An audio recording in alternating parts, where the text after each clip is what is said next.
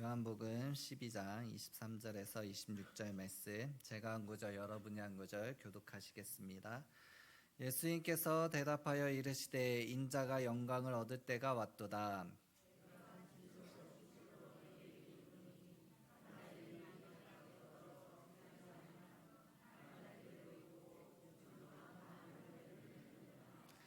자기의 생명을 사랑하는 자는 잃어버릴 것이요 이 세상에서 자기의 생명을 미워하는 자는 영생하도록 보전하리라.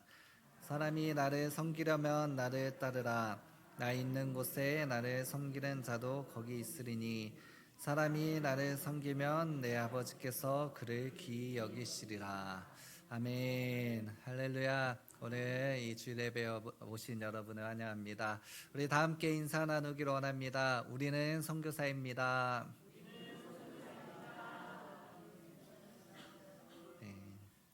네, 저희가 이 교회가 이게 썩 협의를 하는 교회는 아닌데 제가 깜짝깜짝 놀라는 것들이 이 찬양을 인도하시는 분도 그렇고 다윗 찬양대도 그렇고 저는 이제 바쁘니까 일을 하니까 이 설교 원고는 좀 늦게 나옵니다. 그래서 어제도 밤새도록 이제 준비하고 또 마무리 작업을 하면서 이제 공유를 잘 안 해줘요. 잘 안 해주는데 이 어떻게 찬양 선곡들이 이렇게 기가 막힌지 모르겠습니다. 그래서 오늘 설교는 다 들으신 거예요.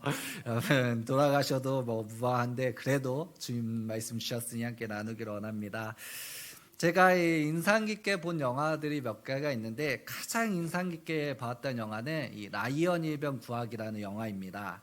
이 라이언 일병 구하기라는 영화는 어떤 내용이냐면 제2차 세계대전의 그 내용을 다뤘는데 이 전쟁통에 이제 그 다 착출이 돼서 참전을 하게 됐잖아요. 그런 것 가운데서 이 라이언가라는 이 가문 앞에 이 사형제가 있었는데 이 전사자를 조사하는 통에 이 사형제 중에 3형제가 앞에 형들이 다 죽어버렸다는 거예요. 그래서 막내인 이 제임스 라이언만 남게 되어서 야 이러다가 이까지 죽으면 이 가문이 멸문당하겠다 하여서 이 특별하게 소대를 꾸려서 이 라이언 일병이 있는 곳에 가서 그를 이제 전쟁 가운데서 빼내오는 이런 내용입니다. 그래서 라이언 일병 구하기라는 거예요. 이 라이언 일병은 이제 제목처럼 구하기는 합니다. 근데 그 과정 가운데서 대부분의 소대원들이 다 죽임을 당해요. 그리고 라이언은 이제 살게 됩니다. 그리고 이제 영화 끝자락에 이제 이런 장면이 나옵니다. 이 라이언이 이제 늙게 된 거예요. 이제 늙어서 이제 자녀들을 이제 낳고 그 손자들까지 보고 이제 이 자기를 위해서 생명 바쳐서 자기를 살려준 이 소대원들의 묘지를 찾아갑니다. 그래서 추모를 하면서 거기서 울면서 이렇게 고백하는 거예요. 그때 이제 소대장이 죽어가면서 대의였는데 내가 잘 살아. 우리들 목까지 잘 살아. 이렇게 이야기한 것 가운데서 이가 그 말을 지키고자 그 인생 가운데서 잘 살아보겠다고 발버둥을 쳤습니다. 그래서 이제 그 묘지 앞에서 그 과거를 회상하면서 울면서 대인님의 말처럼 제가 잘 살았습니다. 잘 살려고 노력했고 정말 이 정도면은 나를 위해서 죽은 분들의 누가 되지 않을 정도 전 잘 산 것 같습니다. 라고 고백을 하면서 가족들이 이제 주의했는데 그 가족들을 보면서 울면서 내가 정말 그렇게 살았지라고 물어보는 이 장면이었습니다. 그때 이제 가족들은 라이언을 인정해주면서 위로해주는 것으로 영화가 마칩니다. 제가 어린 나이에 이 장면을 봤는데 애늙은이였나 봅니다.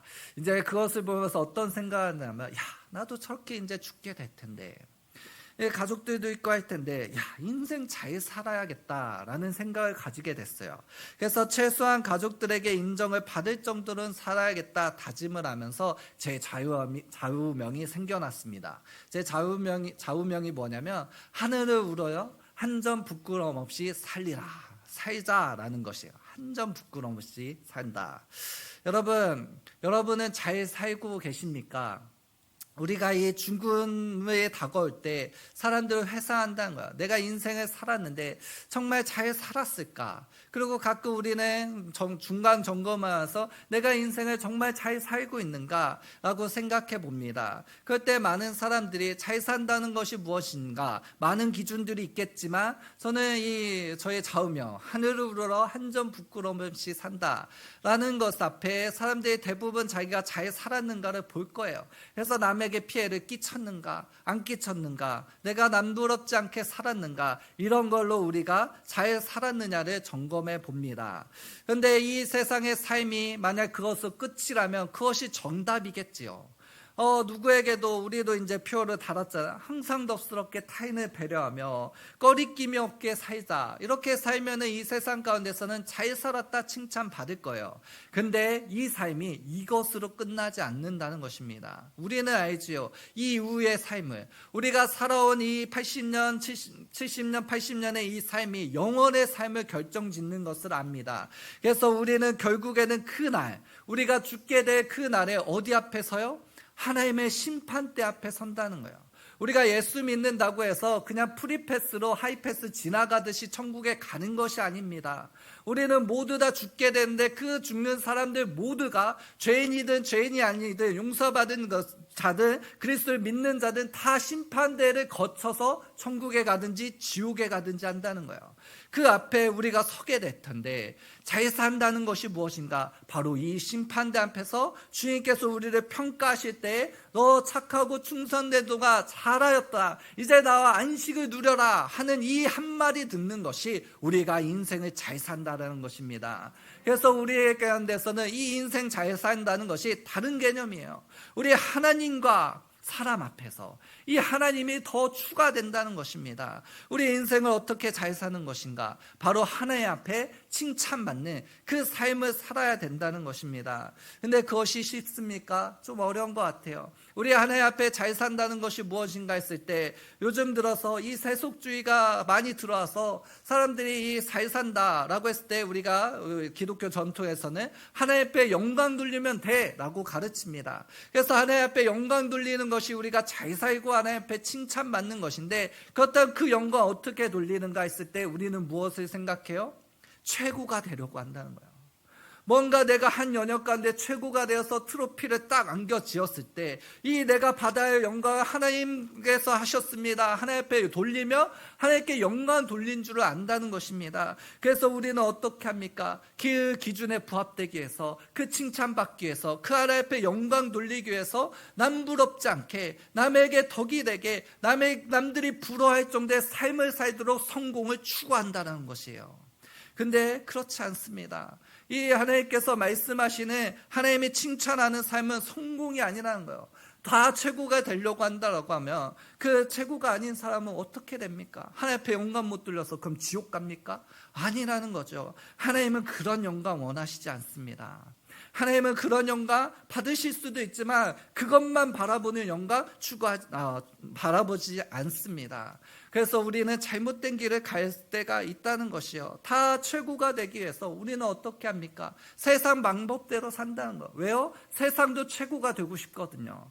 그래서 세상 사람들이 하듯이 다 시험에 몰두하고 공부하고 어떻게든 잘 살겠다고 사람들을 짓밟고, 세상에서 최고가 되려면 무엇 해야 됩니까? 내가 남들을 짓밟고 서면 최고가 되는 거예요. 그들을 깔아뭉개고 내가 성적으로 뭉개든 실력으로 뭉개든 그 사람들 다 내 발 앞에 두면은 나는 최고가 되는 것입니다. 그렇게 되어서 하나님 앞에 영광 돌리면 되겠지, 다 그러고 달려나가고 있다는 것이에요. 아닙니다. 그러면서 우리는 누구를 꿈꿉니까? 요셉과 다니엘을 꿈꾼다는 거예요.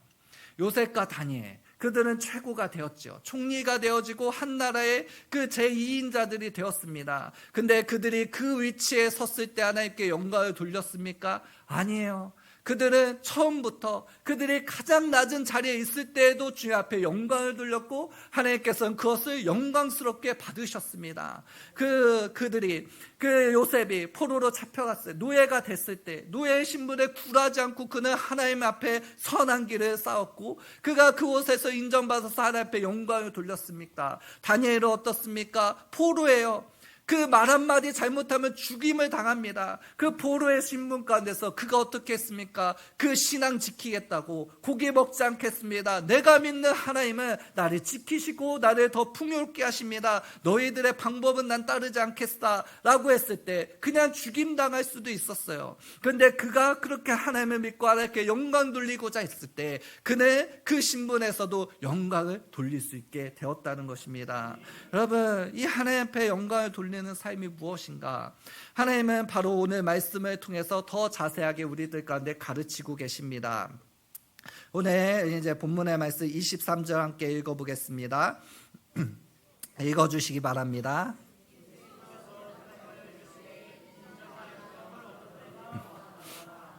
아멘. 예수님께서 우리의 모든 모델이 되십니다. 우리가 어떻게 살아야 되는가의 모델이 되시고 어떻게 하나님 앞에 영광을 돌릴 수 있을까의 모델이 되십니다. 그 예수님께서 이제 인자가 영광을 얻을 때가 왔다라고 이야기하십니다. 곧 내가 가장 영광스럽게 생각하는 그때가 이제 왔다는 것이요. 이때가 무엇입니까? 바로 아버지의 이름을 영광되게 하는 것, 아버지 앞에 영광을 돌리는 일이 왔다라는 것이에요. 오늘 12장 28절에는 이렇게 고백합니다. 아버지여, 아버지의 이름을 영광스럽게 하옵소서. 내가 이제 이 일을 행할 것인데 하나님 영광 받아주세요 라고 고백했다는 것이요. 그때 하늘에서 어떤 소리가 있어서 어떻게 말씀하셨냐면은 하시니 이에 하늘에서 소리가 나서 이르되 내가 이미 영광스럽게 하였고 또 다시 영광스럽게 하리라 하시니, 내가 너를 통해서 이미 영광을 받았고 네가 그 일을 행할 것인데 난 반드시 그 일을 통해서 영광을 받을 거야. 네가 생각하는 것처럼 내가 칭찬해 줄게 라고 대답하셨다는 것입니다. 여러분, 그 일이 무엇입니까? 바로 십자가 죽음이라는 거예요. 여러분, 우리는 예수님을 믿으니까 이 십자가 죽음이 영광스럽다라고 생각을 합니다. 그런데 이 십자가 진짜 영광스러운 일입니까? 이 십자가가 무엇입니까? 고대 로마의 처형 방식이었다는 거예요. 십자가형, 처형이었다는 것입니다. 이 십자가 처형은 그 시대에 가장 수치가 되는 일이었습니다. 가장 추악하거나 극악무도한 죄인은 또는 국가 반역죄를 지은 죄인은 가장 수치스럽고 고통스럽게 죽임으로 누구에게나 본보기가 되어서 죄를 범하지 않게 하려는 공개 처형이었다는 것이에요. 그래서 다 빨개 벗기고 가장 그 도시에서 가장 잘 보이는 위치에 그 십자가를 세워서 수치를 당하게 하고 누구든지 죄를 지으면 저렇게 되니 너 죄 짓지 말아라 라는 역할을 했던 것이 이 십자가라는 거예요. 가장 수치스러운 일이었습니다. 그래서 로마의 정치가이자 저술가인 마르쿠스 툴리우스 키케로, 이름 어렵죠. 이 키케로라는 사람이 이 십자가 처형을 보며 이렇게 말했습니다. 구토가 나올 만큼, 이 십자가 처형은 구토가 나올 만큼 가장 잔인하고 역겨우며 불쾌한 처형 방식이다. 이 로마인들도 그것을 보면은 이 십자가에 달린 사람을 보면 이야, 영광이다, 칭송하는 것이 아니라 구토가 나오고 너무나도 역겹고 불쾌하고 너무나도 끔찍하여서 눈을 피하게 만드는 그 십자가였다는 것이에요.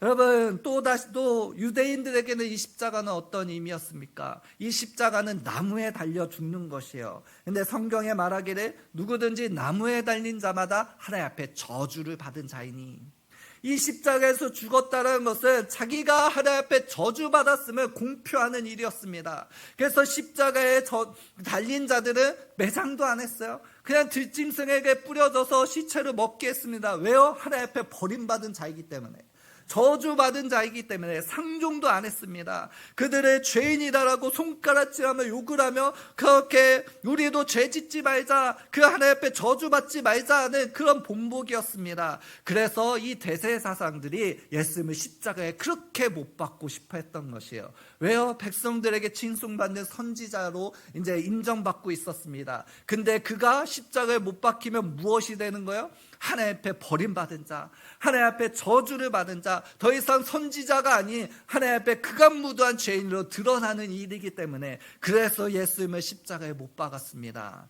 얼마나 수치입니까? 이 수치가 예수님은 가장 영광스러운 때라는 거예요.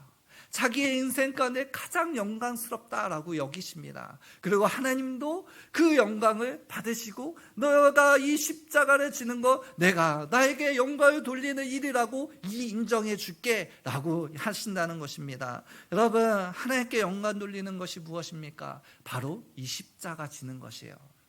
이 십자가 질 때 우리가 트로피 그런 것들로 하나님의 영광 받으시잖아요. 누구든지 예수 믿는 사람들이 이 십자가를 길을 걷고 이 십자가를 짊어지고 그것 가운데서 당당하게 죽음을 만끽할 때 주님께서는 영광 받으십니다. 그렇게 살아간 자들이 주님 앞에 설 때 주님께서는 칭찬하신다라고 오늘 말씀을 통해서 우리들 가운데 이야기하신다는 거예요.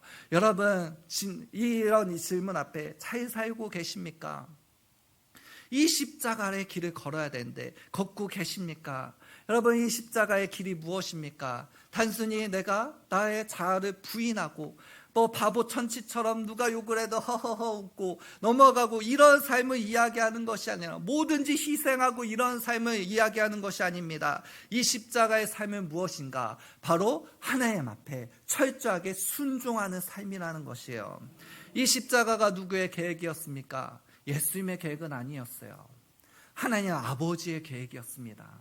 이 인류를 구원하겠다는 그 구원 계획 앞에 네가 십자가를 져야 돼 라고 부르신 아버지의 계획 앞에 순종한 아들의 일이었습니다. 근데 이 아들이 십자가 지고 싶어 했을까? 야, 내가 이제 드디어 십자가를 진다 막 웃고 웃으면서 영광스럽게 생각하면서 그게 걸어갔을까요? 아니에요. 예수님은 늘 고민하고 늘 고되고 늘 번민해했습니다. 그 십자가가 다가올 때 슬픔이 가득 차서 그 제자들에게 야, 나 이제 죽을 거야. 나 이제 죽게 될 거야. 이런 것들을 번민되어서 고백하시고 늘 그랬었다는 거예요. 그것이 절정에 이르렀을 때가 언제입니까? 이 고백을 하셨을 때입니다. 내가 이제 아버지께 영광을 돌릴 것이요.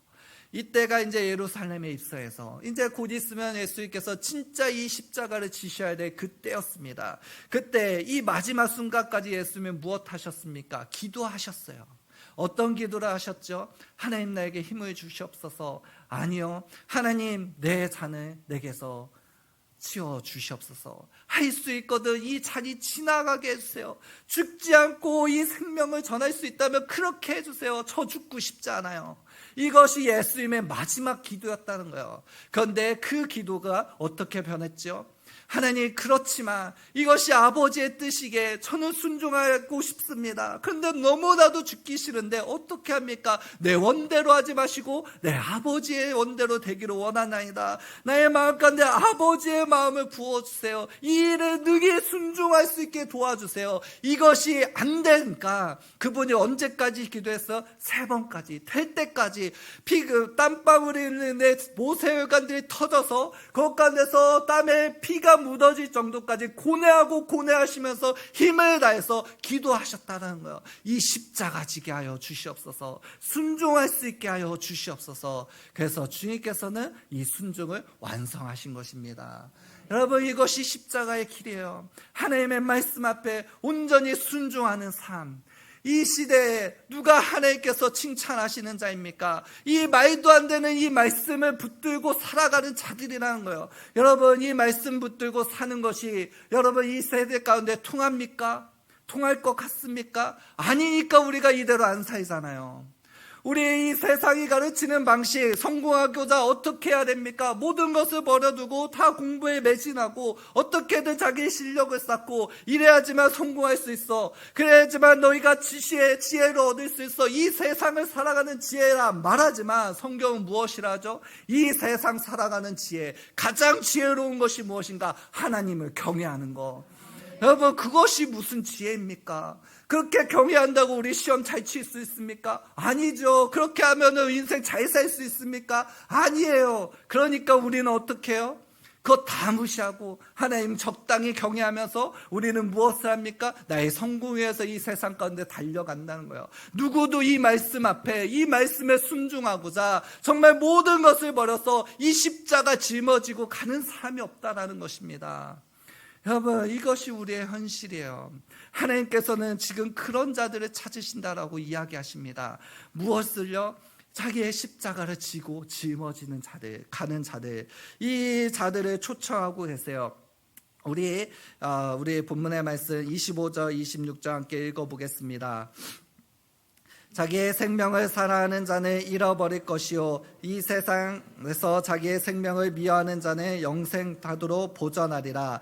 사람이 나를 섬기려면 나를 따르라. 나 있는 곳에 나를 섬기는 자도 거기 있으리니 나를 섬기는 께서 그를 여기시리라. 아멘.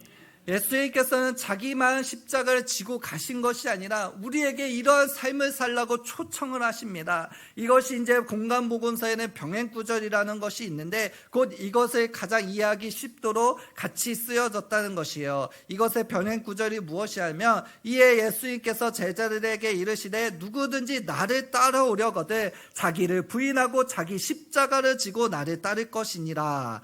누구든지 제 목숨을 구원하고자 하면 잃을 것이요 누구든지 나를 위하여 제 목숨을 잃으면 찾으리라. 이 말씀입니다. 사람이 나를 섬기려면 나를 따르라. 이 말씀을 어떻게 이해할 수 있는가? 자기 십자가를 지고 따라간다는 것이요. 이 십자가가 무엇입니까? 바로 나에게 주시는 하나님의 말씀이라는 거예요. 여러분 지금은 이제 거의 새가족들이 별로 없는 시대에 도래했습니다. 그래서 교회에 이렇게 나와보면 최소 10년 이상 교회를 다니는 분들이 이제 많이 있습니다. 그래서 우리들 매주 설교를 들어요. 52주가 우리에게 주어졌습니다. 매주 설교를 듣습니다. 52가지의 말씀이 우리들 가운데 딱딱 떨어진다는 거예요. 그 말씀 앞에 여러분 순종하고 계십니까? 지금 이거를 물어보고 계시는 거예요. 너에게 주는 나의 말씀 앞에 누구든지 나를 따라오거든 자기를 부인하고 내 생각 나의 그 방식이 아니라 매 주일마다 우리들 가운데 주시는 그 말씀을 자기 십자가를 지고 나를 따라오는 자들이 바로 나를 따라오는 자들인데 너 그렇게 순종하고 있냐는 거예요. 여러분 이 말씀 앞에 순종하시기 바랍니다. 이것이 우리의 방법이며 이것이 우리가 구원받음을 증명하는 것이며 이것이 그 심판대 앞에서 하나님 앞에 칭찬받는 일이라는 것입니다. 순종이 없으면 믿음은 없습니다. 우리가 믿기 때문에 순종하는 것이에요. 이 순종 앞에 무엇이 이루어집니까? 우리 23절 다 함께 읽어보겠습니다. 24절입니다. 24절 지로 주지 아니하며 하늘 그대로 있고 죽으면 많은 열매를 맺느니라. 아멘. 이 말씀이 이제 현대어 성경이라는 성경에는 이렇게 번역하고 있습니다. 그러자 예수님께서 말씀하셨다. 인자가 영광을 받을 때가 왔다. 내가 진정으로 말한다. 밀알 하나가 땅에 떨어져 죽는 것 같이 나는 죽어야 한다. 내가 죽지 않고 그대로 있으면 밀알 하나가 그대로 있는 것과 같다. 그러나 내가 죽으면 하나의 죽은 밀알에서 많은 밀알이 맺히듯이 새 생명들을 풍성하게 거두게 될 것이다. 아멘. 이 십자가의 길, 그래서 우리가 순종하는 것이 마치 죽는 것과 같은데 그런 삶이라면 우리가 기꺼이 그것에 순종할 수 있겠습니까? 죽음으로 끝난다. 그러면 누가 이 믿음의 길을 걷냐는 거예요. 그럴 수 없죠. 누구도 자기는 죽고 싶지 않은 사람들이 우리입니다. 아무런 열매도 없다면 우리는 그 길을 따를 필요도 없고 가치도 없어요. 그런데 예수님께서 이 길을 영광스럽게 여기신 것을 자기가 죽으면 무엇이 된대요? 많은 열매가 맺혀진다는 거예요. 여러분 예수님이 죽어서 어떤 일이 일어났습니까? 바로 구원의 길이 열렸어요. 예수님의 이 히브리서에는 이렇게 말합니다. 그는 구원의 창시자이다. 왜요? 우리가 구원을 바라고 바랬지만 구원이 있었습니까? 아무도 없었어요. 구원이라는 것은 있었으되 그 구원을 쟁취한 사람도 없고 그 구원을 줄 사람도 없고 그 구원을 이룰 사람도 없었습니다. 그래서 온 인류 가운데 구원이란 무엇이었어요? 그림의 떡. 아무도 가져갈 수 없는 것. 그래서 모두 다 구원하기를 포기하고 어떻게 하면 구원받을까 골머리 쓰고 인생을 바치고 종교도 만들고 여러 가지 일들을 했지만 그 누구도 이룰 수 없었던 그 길. 왜요? 다 자기가 살고자 했거든요. 그렇지만 이 하나님 말씀 앞에 순종함으로 그 예수님의 액에서 죽으심으로 말미암아 무엇 하셨습니까? 바로 이 구원을 창시하셨다는 거예요. 이제 누구든지 예수님을 믿으면 구원받는 이 놀라운 일을 이루셨다는 것입니다. 그 안에서 무엇을 무엇을 하셨습니까? 많은 열매, 많은 풍성함을 우리 가운데 주셨다는 거예요. 이처럼 말씀 앞에 순종하는 것이 마치 우리 가운데 죽는 것 같은데 실제가 그렇잖아요. 여러분, 하나님의 말씀 가운데 순종해 보셨습니까? 죽는 거와 별반 다를 것 없습니다. 죽게 되는 것 같고 진짜 죽은 것 같아요. 일례로 원수를 사랑하라. 사랑하십니까? 사랑하고 계십니까? 저는 원수들이 좀 있었어요. 이가 갈리는 원수들이 있었습니다. 정말 이 말씀 앞에 원수를 사랑해야 되는데 주님, 원수를 사랑해야 되는데 예배 때마다 그 원수가 저 멀리 있으면 괜찮은데 꼭 내 앞에 있네요. 뒤통수가 보여요. 왜 원수도 교회 가운데 있는가? 주여, 그 원수 내가 사랑해야 되는데 사랑할 마음이 안 드는 거예요. 그래서 매 예배 가운데 나오는데 그 뒤통수를 볼 때마다 진짜 가산대 치고 싶고, 이요 몸둘 바를 모르고, 하나님 이러면 안 되잖아요. 맨날 회개하고 회개해도 그 뒤통수만 보면 이 화가 이렇게 올라오는데 제가 얼마나 화가 많으신 줄 아십니까? 네, 엄청난 화쟁이에요. 그럴 때 그렇게 막 부글부글 끓는데, 그래서 제가 한동안 어떻게 했냐면은 방송실이 저희 피난처가 된 적이 있어요. 가면 안 보니까, 그 사람 안 보고 화면 보고 예배 드릴 수 있으니까 예배만큼은 그냥 넘어갈 수 있는 거예요. 그래서 이 원수를 사랑해야 되는데 어떻게 합니까? 안 됩니다. 주님, 용서할 수가 없어요. 용서하려고 했는데 너무 억울한 거예요. 이거 한번 뒤집고 엎어야 되는데, 이거 저 양반 진짜 난처하게 만들어야 되는데, 진짜 통쾌하게 복수 한번 해보고 내가 용서하든지 뭘 해야 되는데 이게 안 되는 거예요. 용서하겠다고 기도하는데 이게 안 되고, 그 마음이 얼마나 극렬한가, 진짜 죽을 것 같더라고요. 이를 악물고 주님 용서하게 하여 주시옵소서. 진짜 죽는 것 같습니다. 그렇게 죽을 때 그 사람이 용서가 되더라고요. 그러면서 무엇이 열렸냐면, 진짜 그 사람을 한번 용서하고 나니까 진짜 내가 얼마나 옹졸했던지 이것이 보여지고, 그 사람을 용서하고 나니까 용서 못할 사람이 없는 거예요. 나에게 무슨 일을 함부로 하든지 그냥 웃어 넘겨질 수 있고 그냥 용서할 수 있고, 이제는 원수를 만들지 않는 이 생명의 역사가 물밀듯이 밀려오는 것을 느끼게 되었습니다. 여러분, 세상은 무엇이라 가르칩니까? 원수가 있어요. 뒤통수를. 그래서 어떻게든 계획을 해서 그 사람을 난처하게 만들고 부끄럽게 만들고 통쾌하게 복수를 하고 사이다 결말을 짓고 끝내버려라. 다시 그 사람과 만나지 않게 그곳을 떠나버려라. 이렇게 합니다. 말씀 앞에 순종한다는 것이 그런 거예요. 이 십자가를 지는 것, 이것이 얼마나 어려운가. 죽은 것과 같다는 것입니다. 근데 그 이후에는 무엇이 있어요? 부활이 있고 생명이 있고 넘치는 풍성함이 있다는 거예요. 그래서 주님께서 우리에게 당당하게 외치십니다. 너 죽어라. 너 이 길 걸어와라. 이 죽음의 길을 걸어와라 라고 초대하신다는 것이요. 누가 그 아들을, 그 아끼는 귀한 아들을 그 죽음의 길로 인도하는 사람이 누가 있겠습니까? 그렇지만 그 길이 반드시 복받는 길이며 살아나는 길이며 생명의 길이기 때문에 아버지는 그 아들한테 생명의 길, 이 죽음의 길을 걸으라고 초청하실 수 있다는 것이에요. 그래서 우리 모든 믿는 자에게 주님께서는 이 초청을 하십니다. 너의 한 알의 미랄이 돼서 땅에 떨어서 죽어라. 땅에 떨어져 죽어라. 여러분, 죽기를 바랍니다. 죽으시기 바랍니다. 하나님 앞에 죽는 자들이 바로 진정으로 하나님 앞에 칭찬받는 자들이며 영광 돌리는 일이라는 것이요. 그렇다면 우리 무엇을 위해서 죽어야 될까? 각자에게 있을 것입니다. 그런데 제가 한 가지 초청해 드리고 싶은 죽음이 있습니다. 제가 한 달 전에 이제 청년들과 함께 한 집회에 참석하게 되었습니다. 아이들이 이제 수련회를 마치고 이제 한 달이 또 지난 시점이라 이 은혜들이 떨어져 가는 그것 가운데서 우리 다시 한번 펌핑하기를 원합니다. 은혜를 다시 한번 부어받기를 원합니다. 간절히 요청해서 이제 집회를 가게 되었어요. 그래서 우리는 찬양 집회를, 역시나 아이들은 찬양 집회만을 원해요. 찬양 집회인 줄 알았는데 저는 이제 사전 조사를 해서 그 모임이 기도 모임인 것을 알고 갔습니다. 그것이 무엇인가 보았더니 학교 기도 불시 운동이라는 모임이었어요. 학교 기도 불씨 운동.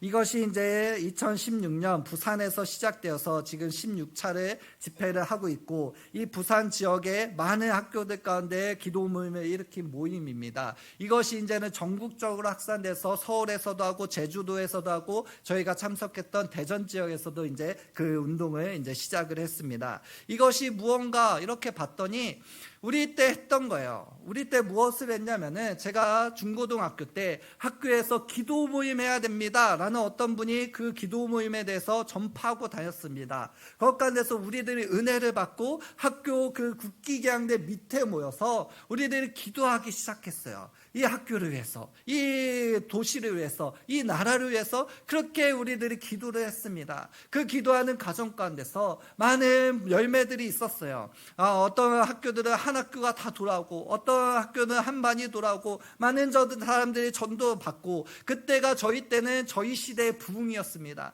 그래서 수많은 우리 청소년들이 주님을 경험하고 만나고 주님 앞에 교회를 한 번이라도 왔던 그 시대가 어떻게 일어났느냐, 바로 이 기도의 운동 가운데서 일어났다는 것이에요. 그랬는데 우리가 이제 장성했잖아요. 그러다 보니까 어떤 위치에 이제 서게 되고, 목사 안수도 받고, 어떤 조직에 이제 장들이 되어지고, 이렇게 다음 세대를 벗는데, 이 기도의 불들이 그 뜨거웠던 기도들이 다 사그러들고, 각 학교마다 있었던 기도의 그 모임들이 다 없어졌다는 거예요. 우리 보령만 돼도 이제 대청구라든지 여고라든지 저희 많은 학교들 가운데서, 알만한 학교들 가운데서 다 기도 모임들이 다 있었습니다. 우리 시대에는 다 있었어요. 근데 지금은 다 없어졌어요. 어떻게 된가, 왜 사라졌는가 할 수 없는 그것 가운데서 우리가 그렇다면 이 기도의 불을 다시 한번 일으켜보자. 이 다음 세대들 답이 없다고 하는데 우리 세대들 그렇지 않지 않았느냐, 우리에게는 기도의 불이 있지 않았느냐. 이 기도의 불이 학교가 뒤집어져서 정말 300명 400명이 돌아오고 주여 앞에 정말 거듭나지는 이 일들의 청소년들 가운데 많이 일어섰었는데, 이 일을 다시 한번 해보자 해서 지은 이름이 기도 불씨 운동이라는 거예요. 자기가 하나를 빌어야 되겠다.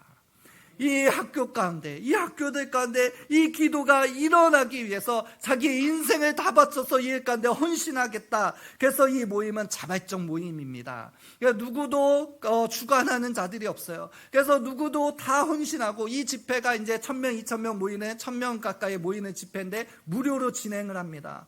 여러분, 집회 기획을 해보면 알겠지만 말도 안 되는 금액이 들어요. 저희들도 수련을 했지만 1000만 원 가까이 되는 예산을 가지고 했습니다. 그 조금만 100명도 안 되는 인원 가지고 하는데 엄청난 재정이 들어가는데 이것을 무료로 한답니다. 자기가 이 땅 가운데서 이 학교 기도 불씨가 일어난다고 한다면, 다시 한번 이 학교들 가운데 기도의 불이 일어난다고 한다면 상관없다는 거예요. 생명 걸고 하겠다는 거예요. 그래서 이 각지에서 이제 이 기도의 불씨들이 지펴져서 지금 그 역사들이 일어나고 있어요. 부산 가운데서 중학교 174개가 있고 고등학교 160개가 있는데, 이것 가운데서 기도 모임이, 정식 기도 모임이 있는 학교가 중학교는 35개, 고등학교는 40개가 되어지고 있습니다. 점점 늘어가고 있고, 이 집회 가운데 참석하는 것을 거의 이게 합쳐서서 300여 고등학교, 중학교인데, 거의 이 집회 가운데 참여하는 그 학생들의 이 소속을 따지면 200명 가까이 되는 학생들이 이 기도의 불을 받고자 집회에 참석하고 있다는 것이에요. 이것이 이제 대전 지역에도 일어나고 우리들 가운데서도 일어났으면 좋겠습니다. 여러분, 이 기도의 불씨 우리 교회는 가지고 있습니까? 여전히 가지고 있습니까? 이 기도의 불을 잃어버리진 않았습니까? 하나님께서 이 한국을 어떻게 살려주셨습니까? 바로 이 기도의 불로 살려주셨다는 거예요. 우리 한국은 우리 한국교회는 어떠한 교회들이었습니까? 바로 기도가 살아있는, 기도의 불이 불붙는 교회들이었다는 것이요. 여러분, 한국이 잘 살게 된 거, 정책을 잘 펼치고 이런 것 때문에 살아난 거 아닌 거 우리들은 알잖아요. 한강의 기적이 아니요, 하나님의 기적입니다. 모두 다 새벽에 나와 기도로 부르짖고 새벽종을 울릴 때 그들이 다 그곳에 모여서 하나님, 우리의 망하게 된 인생 살려주시옵소서. 하나님 붙들고 기도하니 그들이 세계 가운데 나가서 세상 가운데 나가서 그들이 그 하나님의 불 가운데서 역사하니까 이 나라가 세워졌다는 것입니다. 이 불 지금은 어디 있습니까? 산이 울 정도로 기도했던 기도의 불들 어디 있습니까? 우리 교회 기도의 불이 어디 있습니까? 우리 교회 예전에 기도의 불이 엄청나게 뜨거웠다는, 저는 이제 중간에 온 자이니까요. 그 기도의 불을 잘 경험하지 못한 것 같아요. 기도가 뜨거웠던 교회, 정말 누구보다도 기도했던 교회로 소문났던 것이 우리 대동교회입니다. 그런데 지금은 어떤 것 같습니까? 우리 양심에 맡기기를 원합니다. 여러분, 이것 가운데 주님은 기도의 불을 일으키기를 원합니다. 우리가 기도할 때 어떤 일들이 있습니까? 내가 기도의 불씨 되겠다, 하늘의 미랄이 되겠다, 하나님 앞에 순종함으로 그 불씨가 되고자 기도하기 시작할 때 하나님께서는 이 작은 헌신 가운데서 많은 열매들을 맺게 하실 것이라는 거예요. 여러분, 하나님의 일은 기도 없이는 이루어질 수 없습니다. 우리가 열심히 하면 된다고요? 아니요. 하나님이 하셔야 되는 거예요. 그것을 위해서 우리가 무엇을 해야 됩니까? 기도하셔야 됩니다. 제발 기도하시기 바랍니다. 그것 가운데서 여러분에게 드리는 도전은 작정해서 기도하라는 거예요. 우리 새벽에는 이제 잘하고 계십니다. 그래서 우리들 이 젊은 세대들은 어떻게 하면 좋을까라고 했을 때 우리들이 이제 다니엘 기도회라는 것이 정말 유행하고 있잖아요. 유명하고. 그래서 많은 교회들이 이제 협력하여서 오륜교회부터 시작된 그 다니엘 기도가 이제는 천여 개 교회들이 이제 전국에서 다 함께 모여서 기도회를 하고 있는데, 그 가운데서 이제 좀 차용을 했고 또 은혜들을 받은 것들이 있어서 이 청년들과 20일의 작정 기도를 시작을 했었습니다.